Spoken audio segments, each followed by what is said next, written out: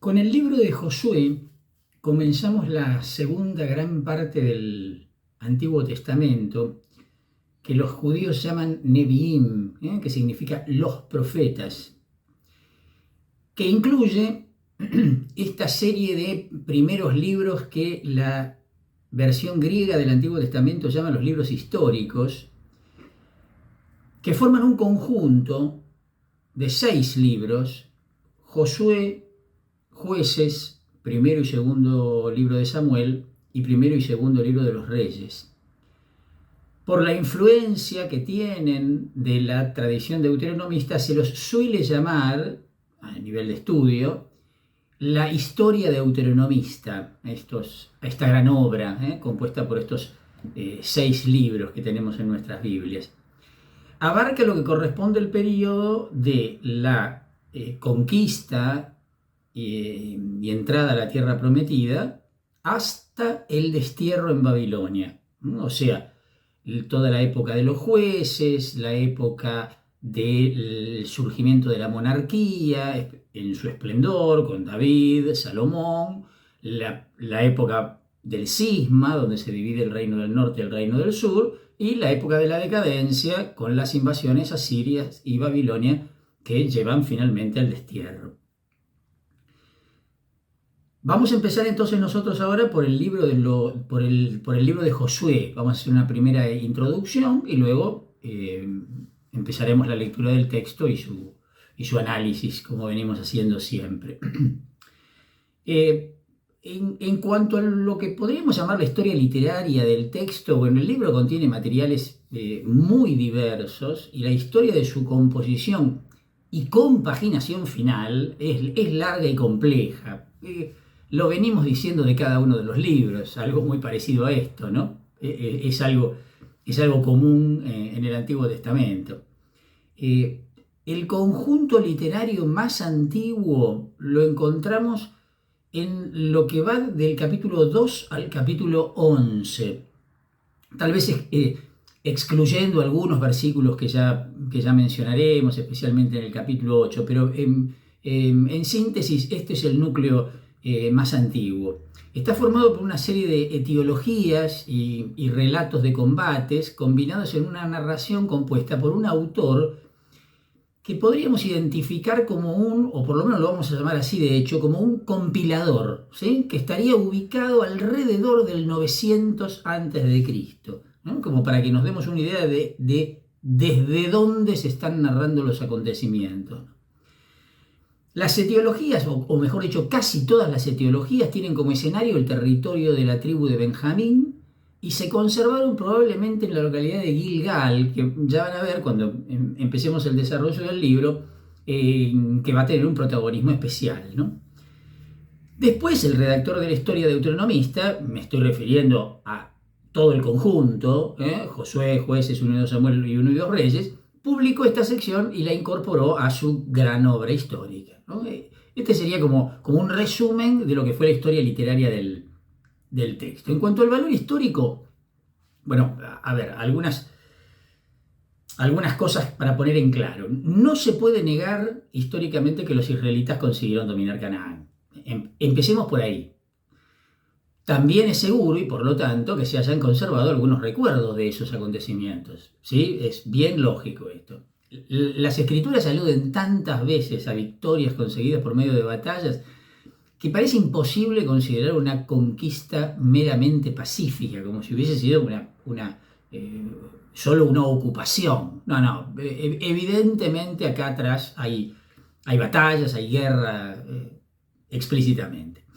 Podemos entonces decir en general que el libro de Josué conserva algunos recuerdos auténticos de la conquista. Seamos cautelosos en cómo decimos las cosas. A pesar de que muchas tradiciones, como decíamos recién de Josué, son etiologías que estaban, como sabemos, ¿no?, al servicio de explicar ciertas instituciones o características locales, sería una simplificación afirmar que se trata todo de simples creaciones de la imaginación popular. Sí.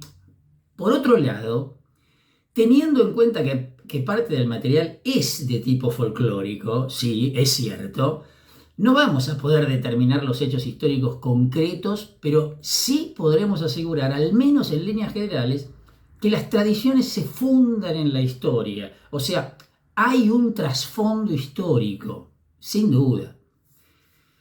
Las secciones que se refieren a la conquista y a la distribución de la tierra muestran el indiscutido protagonismo de Josué. Varios elementos firmes tenemos, ¿no? Su posición como jefe de los josefitas, de la tribu de José, no se puede poner en duda. Aunque él en realidad pertenece a la tribu de Efraín, también aparece como jefe en las tradiciones de Benjamín. O sea que su influencia fue más allá que la de su propia tribu. Esto queda evidente en los capítulos del 2 al 9. Y su papel en el nacimiento de la confederación de las 12 tribus en Siquem, en el capítulo 24, que venimos haciendo referencia hace rato de esto, se suele aceptar también como original esto, ¿no? Todos estos factores dan a entender que la importancia de José en la conquista fue fundamental.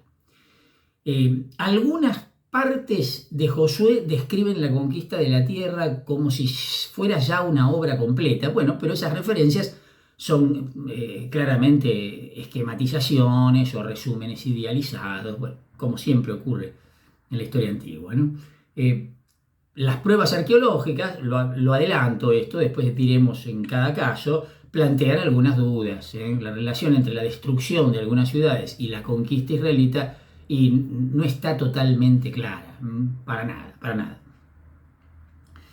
En cuanto al valor religioso, bueno, el compilador, que estamos diciendo, como el del material más original, vio la conquista claramente como una acción de Dios. Esto indiscutible.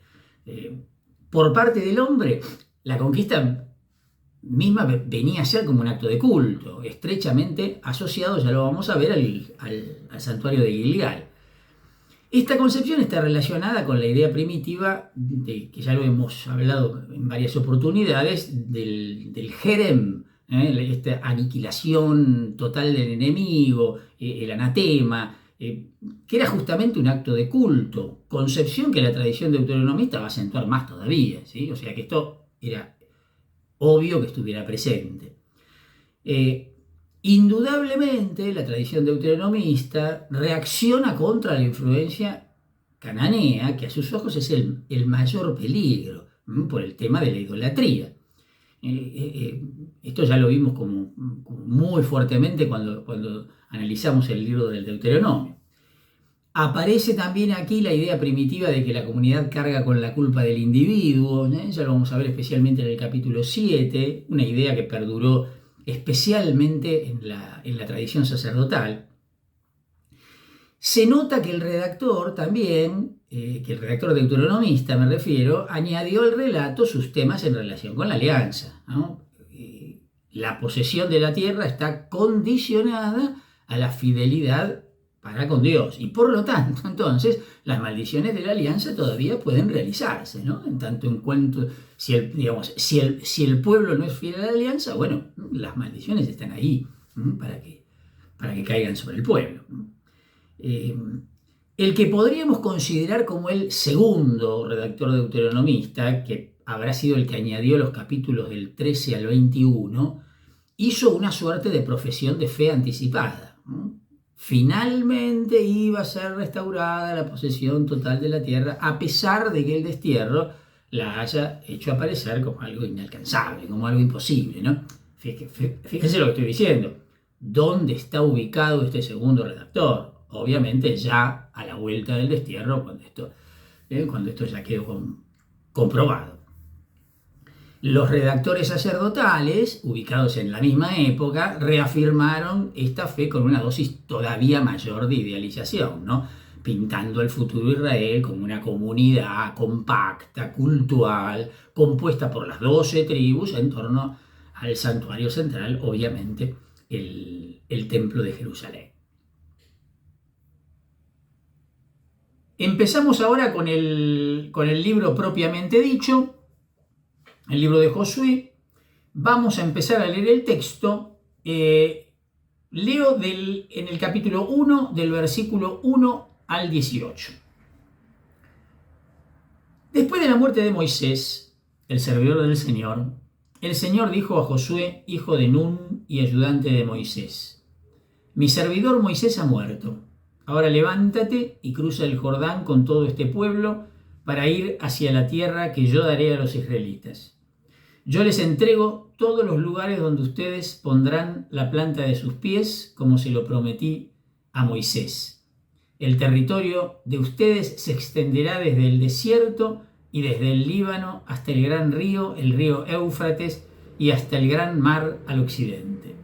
Mientras vivas, nadie resistirá delante de ti.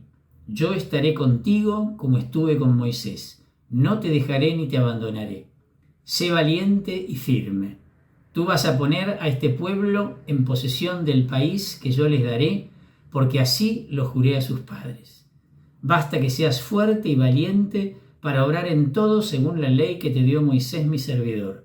No te apartes de ella ni a la derecha ni a la izquierda, y así tendrás éxito en todas tus empresas.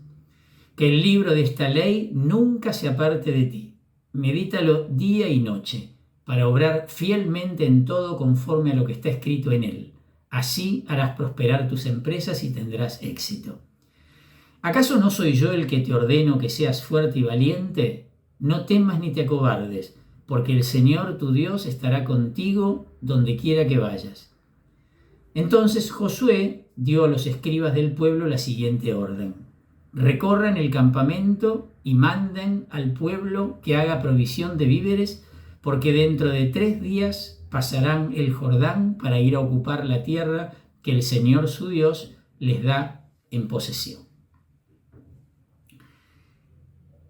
Esta introducción del libro de Josué en forma de diálogo se refiere a las principales preocupaciones teológicas del autor deuteronomista, ¿no? De la tradición deuteronómica. De hecho, su estilo se va a reflejar en todo el capítulo 1, ya lo vamos a ver.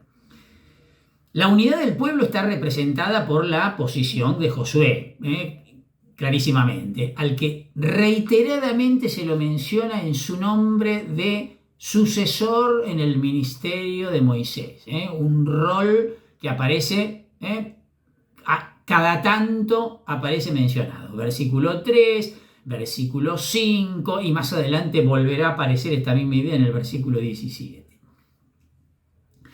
Las tribus transjordánicas, ¿se acuerdan? ¿Sí? Las tribus que estaban al este del Jordán, aunque viven fuera del territorio de la tierra prometida y pueden aparecer, por eso, como opuestas a la perspectiva unitaria del autor, aceptan plenamente la autoridad de Josué y van a tomar parte en la conquista de la tierra del oeste, del Jordán. El autor, acuérdense, esto ya viene de arrastre del Deuteronomio, le interesa mucho incluir a estas tribus en el punto culminante del texto. El mensaje de Dios a Josué, los versículos 7 y 8, encontramos la garantía deuteronomista para la preservación de esa unidad. ¿Cuál es? Obviamente, la fidelidad de la ley de Dios. Esto que decíamos recién en la introducción.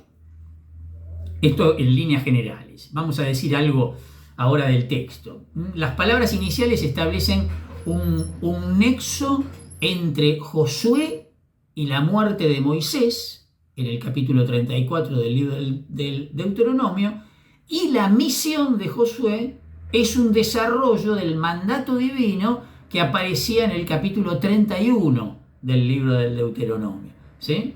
Acá hay una fuerte conexión entre ambos libros. Vieron que a Josué se lo nombra como ayudante de Moisés. Se trata obviamente de un ayudante militar en la línea de la antigua tradición sobre el papel de Josué en la batalla contra los amalecitas. ¿Recuerdan en el libro del Éxodo, capítulo 17? Bueno, Josué era uno de los que le sostenía el brazo a Moisés para que prevalecieran en la batalla, ¿no? La relación personal expresada en el servicio de Josué queda clara en la tradición sobre el cambio de su nombre. ¿Se acuerdan que se llamaba Oseas? El cambio de nombre de Oseas a Josué, que había sido por iniciativa de Moisés. Esto ya lo leímos en el libro de los Números, aparece en el capítulo 13, versículo 16. Los dos nombres en realidad tienen el mismo origen, porque Oseas es una abreviación de la forma original Josué. Esta forma original es seguramente una combinación del nombre divino y de un verbo que expresa el gobierno o la soberanía de Dios. Digamos, no es de una fácil traducción, no está claro, pero se lo ha entendido en general como Yahvé es salvación o Yahvé es salvador. En este sentido se lo suele traducir de esta manera. Aunque Josué aparece como solo el ayudante de Moisés, ahora recibe directamente la palabra de Dios, lo mismo que anteriormente le había recibido Moisés, y ya veremos más adelante que en el capítulo 24, concretamente en el versículo 29, va a merecer el título que hasta ahora solo estaba reservado a Moisés de siervo del Señor, ¿no? O sea que esto está en relación con lo que decíamos hace un ratito del protagonismo indiscutible de Josué en toda la historia de la conquista. La misión de Josué, que empieza concretamente en el versículo 2, comprende una afirmación del hecho, un mandato, una promesa de ayuda divina, el estaré contigo del versículo 5, y una exhortación, esta que aparece en el versículo 6, sé valiente y firme. O sea, hay un esquema parecido en el mandato, ya lo vamos a ver en su momento, en el mandato de David a Salomón para que éste construya el templo, en el primer libro de las Crónicas, capítulo 22, y también hay un cierto paralelo con el famoso texto de Mateo 28, 18, 20. ¿Recuerdan el último relato del Evangelio de Mateo, donde termina el Evangelio de Mateo, donde envía a los discípulos la misión universal de los discípulos? Bueno, hay un esquema similar en estos tres textos, en este que estamos leyendo, en el de las Crónicas y en el del Evangelio de Mateo. Vieron que dice también con todo este pueblo. Bueno, al deuteronomista le interesa subrayar esto que decíamos de la unidad de las tribus en la conquista, ¿no? Después en el versículo 3 dice, donde ustedes pondrán la planta de sus pies. Estas palabras tal vez tengan su origen en una institución judicial en que la propiedad de la tierra se expresaba señalando los límites con el pie. No sé si recuerdan, en el libro del Génesis, en el capítulo 13, versículo 17, decía, ahora recorre el país a lo largo y a lo ancho porque yo te lo daré, como queriendo indicar que el recorrer, el pisar el país, ordenado por Dios, por supuesto, era signo de como marcar el territorio, por decirlo de algún modo, ¿no? Tal vez haya que entenderlo por este lado. El versículo 4 es una versión, en realidad, como más detallada de algo que ya habíamos leído en el libro del Deuteronomio, capítulo 11, versículo 24 al 25, sobre el tema de los límites de esta tierra, ¿no? Como ya lo dijimos en aquella oportunidad, estos límites nunca se alcanzaron. Podemos, en todo caso, compararla con una descripción idealizada y bien tardía de los tiempos de Salomón, que encontramos, por ejemplo, en el primer libro de los Reyes, en el capítulo 5, o en su texto paralelo de versión sacerdotal, en el primer libro de las Crónicas, capítulo 9. Para colmo, el texto hebreo es difícil y no hay un acuerdo general en el significado exacto de estas fronteras.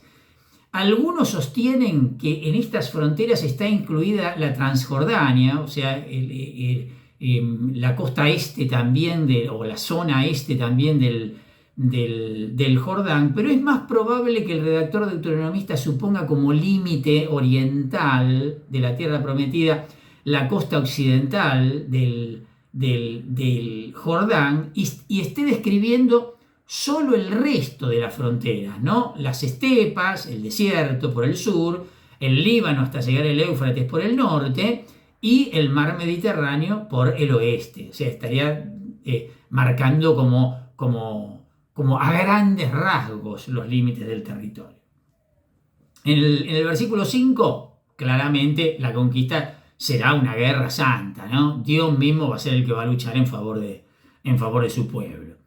El versículo 6, como decíamos recién, esta exhortación, sé valiente y firme, bueno, dirigidas a un jefe militar, estas palabras parecen apuntar al valor personal en la batalla, ¿no? a la valentía, etcétera, etcétera, a la audacia. Pero en este contexto de guerra santa, más bien sirven para centrar la atención en Dios como jefe. Son tal vez más una exhortación para confiar plenamente en Él, en el auxilio de Dios, ¿no? Se trata entonces de una breve referencia a un tema favorito del Deuteronomio. Solo mediante la fidelidad de la ley de Dios el pueblo podrá permanecer en posesión de la tierra prometida, ¿sí? O podrá tomar en este caso posesión de ella, ¿no? Este es un tema característico de la tradición.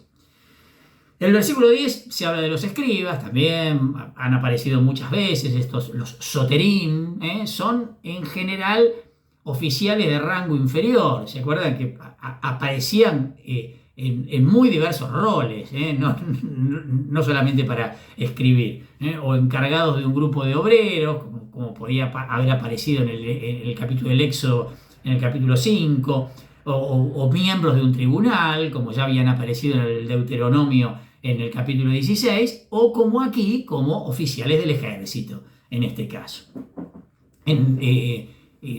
Con este rol también habían aparecido en el capítulo 20 del libro del Deuteronomio. Y cuando en el versículo 11 se refiere a las provisiones, se trata de los suministros para la batalla.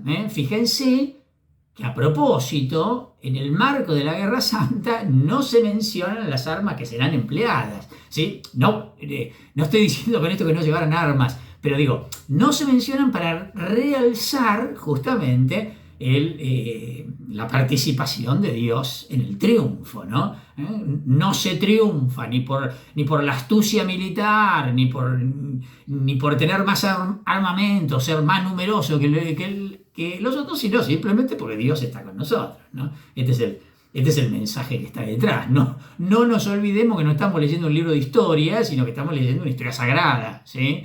Estamos leyendo un texto eminentemente religioso. Continúo con la lectura, vamos a leer ahora del versículo 12 al 18. Luego dijo a los rubenitas, a los gaditas y a la mitad de la tribu de Manasés: recuerden la orden que les dio Moisés, el servidor del Señor, cuando dijo: el Señor su Dios les concede el descanso y les da este territorio. Sus mujeres, sus niños y sus rebaños se quedarán en el territorio que les dio Moisés al otro lado del Jordán. Pero ustedes, todos los guerreros, cruzarán equipados con sus armas al frente de sus hermanos para prestarles ayuda, hasta que el Señor les conceda el descanso lo mismo que ustedes, y también ellos tomen posesión de la tierra que les da el Señor su Dios. Entonces volverán al territorio que les pertenece, aquel que les dio Moisés, el servidor del Señor, al otro lado del Jordán, hacia el oriente. Ellos respondieron a Josué: haremos todo lo que nos ordenes e iremos a donde nos mandes. Así como obedecimos en todo a Moisés, también te obedeceremos a ti. Basta que el Señor esté contigo como estuvo con él. Cualquiera que se rebele contra tus órdenes y no te obedezca en todo lo que nos mandes, será castigado con la muerte. Tú, por tu parte, sé fuerte y valiente.